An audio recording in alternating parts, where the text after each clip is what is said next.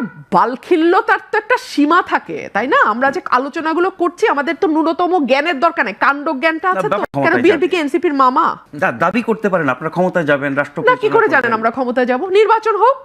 NCP যখন দাবি করে যে একমাত্র তারাই অভ্যুত্থান ঘটিয়েছে এবং আমাদের সিনিয়র নেতাদের সঙ্গে তারা যে ভাষায় কথা বলে টকশোগুলো তো আমরাও দেখি যে তারাই নাকি করেছে, তো তাদের তো তাহলে এখন বাংলাদেশের মানুষ যদি আওয়ামী লীগকে রিফিউজ করে এবং রিফিউজালের প্রধান একটা পক্ষ তো এনসিপি নিজেকে দাবি করে, তাহলে তো তাদের মানে গণজোয়ারে গণভোটে ভেসে 300 আসনের মধ্যে 290টাই পাওয়ার কথা।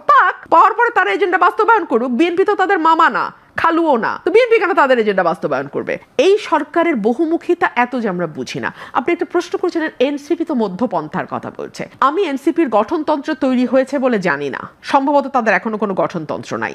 তারা ঠিক কোন আদর্শের উপর ভিত্তি করে রাজনীতি করতে যাচ্ছে সেটাও কিন্তু আমরা জানি না। আমরা তাদের রাজনীতিটা পুরোটাই দেখেছি আওয়ামী লীগ কেন্দ্রিক। আওয়ামী লীগকে ব্যান্ড করো, আওয়ামী লীগের মানে সব পুরোটাই আওয়ামী লীগ কেন্দ্রিক। এর বাইরে তারা মানুষকে কি দেবে, তারা কি ডেলিভার করবে আমরা জানি না। তাদের দুটো দাবি, একটা হচ্ছে আওয়ামী লীগ নিষিদ্ধ করো, আরেকটা হচ্ছে বিএনপি কে দিয়ে সব সংস্কার, মানে বিএনপি যাতে তারা যা বলবে মামাবাড়ির যত আবদার আছে বিএনপি সবগুলোর সাথে তাল মিলিয়ে যাবে। এই হচ্ছে তাদের দুটো, মানে এখন পর্যন্ত মেইনলি তাদের এই দুটো জিনিস আমি দেখছি। তো এই দুটো আবদারের মধ্যে তাদের গঠনতন্ত্র কি, আদর্শ কি, তারা কি করতে চায়, তারা মানুষকে কি দেবে, তারা যদি আগামীতে রাষ্ট্র ক্ষমতা আসে। দেখুন নাজমুল ভাই, প্রতিটা দল কিন্তু নির্বাচনে যায় জিতবার জন্য, হারবার জন্য কোনো দল নির্বাচনে যায় না। সুতরাং প্রতিটি দলের একটা প্ল্যান থাকতে হবে যে আমরা ক্ষমতায় গেলে কি করব।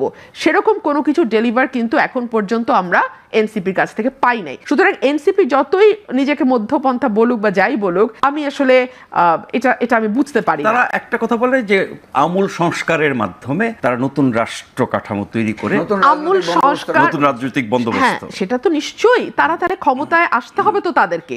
তারা যে বন্দোবস্তের কথা বলছে এটা তো তাদের এজেন্ডা। এই এজেন্ডা বাস্তবায়ন তো তারা আরেক দলের উপর ভর করে করতে পারবে না। এই এজেন্ডা তাদেরকেই বাস্তবায়ন করতে হবে, এটা তাদের এজেন্ডা। ফর এক্সাম্পল 31 দফা বিএনপির এজেন্ডা, এখন কি বিএনপি এনসিপি কে বলবে তুমি এগুলা বাস্তবায়ন করো? নিশ্চয়ই। মানে একটা বালখিল্যতার তো একটা সীমা থাকে, তাই না? আমরা যে আলোচনাগুলো করছি আমাদের তো ন্যূনতম জ্ঞানের দরকার নেই, কাণ্ড জ্ঞানটা আছে তো। ব্যাপারটা যদি এইভাবে দেখি, এগুলো বিএনপির কাছে এনসিপির দাবি, যেহেতু বিএনপি ক্ষমতায় যাবে। বিএনপি কি এনসিপির মামা?